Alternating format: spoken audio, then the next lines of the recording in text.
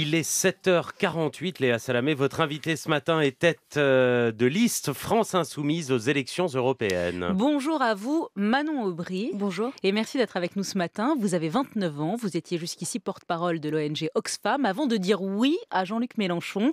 Oui pour être tête de liste aux européennes, oui pour prendre des coups, oui pour en rendre, oui pour devoir répondre à toutes les questions sur tous les sujets et pas seulement ceux dont vous avez l'expertise. Pourquoi avoir dit oui? Est-ce que vous avez hésité? Est-ce que c'est de l'inconscience, de la témérité? C'est quoi? J'ai hésité, c'est vrai. C'est pas une décision facile à prendre. J'étais une citoyenne, comme vous et moi, et j'observais la vie politique depuis mon rôle associatif. Et j'ai dit oui parce que pour moi, face à l'urgence du changement climatique, face à l'urgence de la montée des inégalités, il y avait la nécessité de donner un débouché politique aux espoirs, aux convictions que je portais au quotidien en tant qu'actrice associative. Dans le secteur associatif, combien de communiqués de presse avons-nous fait pour alerter du changement climatique? Combien de communiqués de presse avons-nous fait pour alerter de la montée des inégalités? Et donc, mon objectif à travers ce oui, c'est de demain transcrire politiquement les propositions que je portais, mais que d'autres portent aussi dans le monde associatif pour aller dans le sens du progrès social en Europe. Alors pourquoi oui à Jean-Luc Mélenchon? Parce que vous avez été approché notamment par Benoît Hamon. Pourquoi lui avoir préféré Jean-Luc Mélenchon? Alors, il y a deux raisons principales. La première chose, c'est que d'abord, je vais vous dire, je n'étais pas une militante de la France insoumise de la première heure. J'ai été approchée par... Mais vous avez voté Mélenchon, enfin vous n'êtes pas obligé d'ailleurs de le dire, mais... Oui, mais la vraie question, c'est que je n'étais pas une militante de la France insoumise. Et donc, quand la France insoumise m'a approchée, je me suis d'abord posé la première question indispensable, qui est celle du fond et du programme. J'ai relu l'ensemble de l'avenir en commun, donc du programme de Jean-Luc Mélenchon pour la présidentielle, relu les livrets thématiques, et en réalité, la France insoumise a produit intellectuellement, a renouvelé le champ des propositions pour le progrès social, la justice climatique, la lutte contre les inégalités. Plus que Benoît Hamon. Plus que Benoît Hamon, le programme était plus complet. Et puis la deuxième question que je me suis posée, c'est est-ce que je me sens à l'aise aujourd'hui dans un parti politique ou un mouvement, un jeune mouvement qui est la France Insoumise?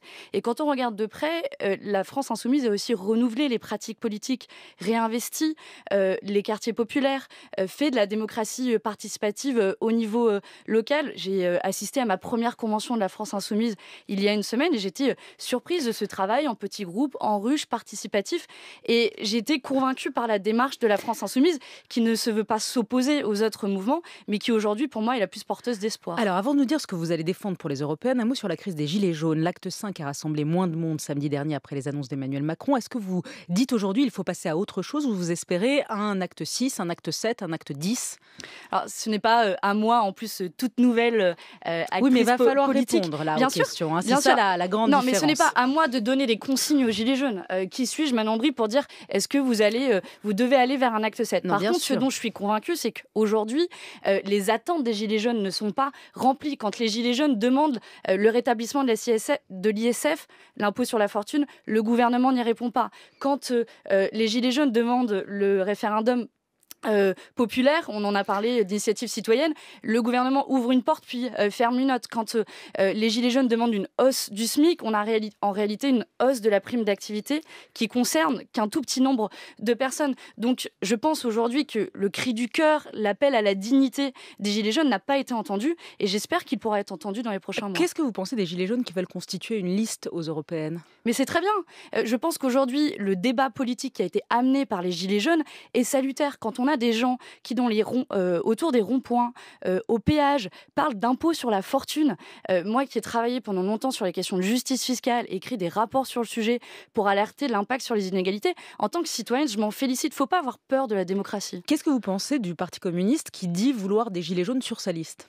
Je pense qu'en réalité, des Gilets jaunes, il y en a déjà sur la liste de la France Insoumise. C'est la seule liste pour le moment qui est constituée avec 79 personnes, des actrices de terrain, des militants associatifs, des militants syndicaux qui étaient sur les ronds-points.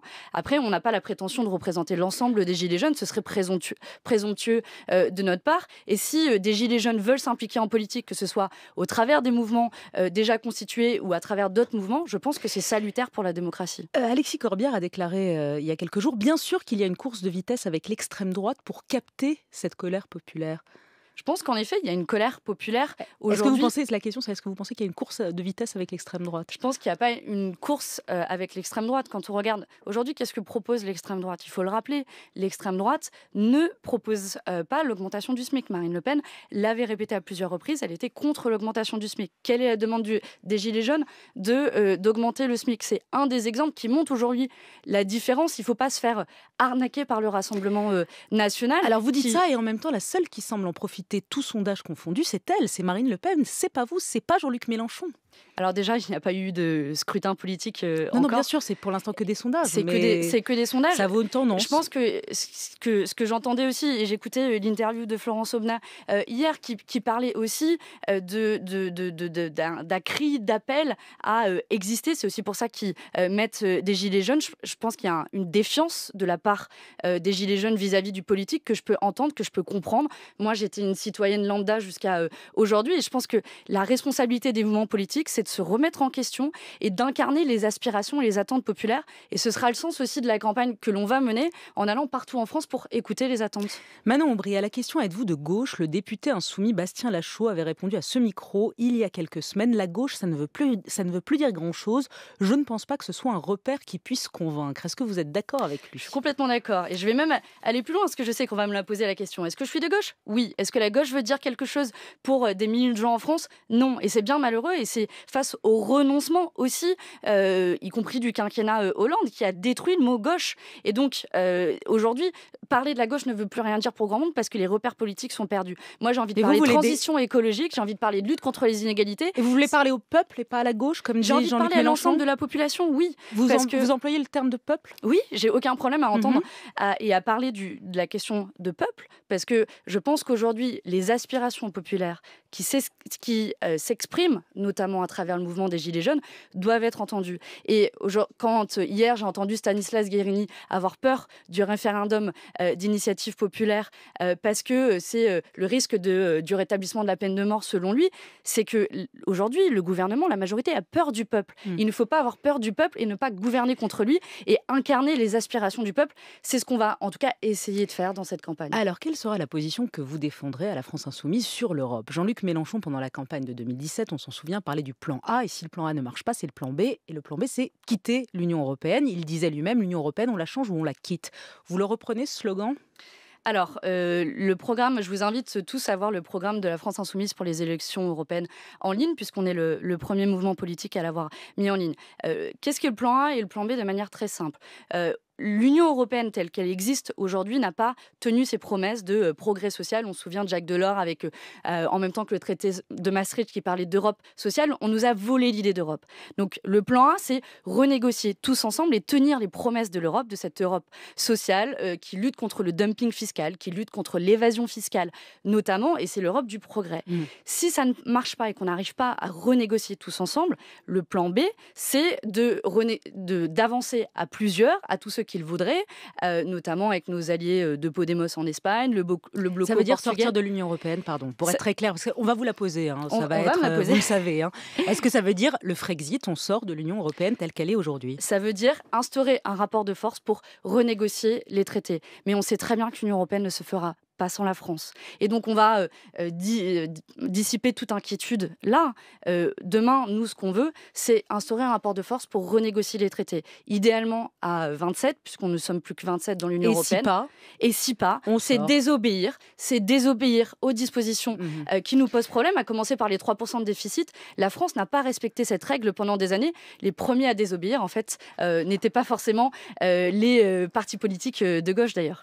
J'ai vu que votre mère, Catherine Poggi-Aubry, figure aussi sur la liste à la 59e place. Vous faites de la politique en famille? On ne fait pas de la politique en famille. Ma mère a été une militante de la première heure de la France Insoumise. De la première heure. Et pour tout vous dire, elle n'a pas du tout cherché à m'influencer. On a même très peu parlé. Moi, je respecte le choix et l'engagement de ma mère qui a été en politique pendant des années. Mais c'est pas du tout elle qui m'a influencée. Et d'ailleurs, elle n'est pas en position éligible. Manon Aubry était notre invitée. Belle journée à vous. Merci. Merci Léa, à tout à l'heure.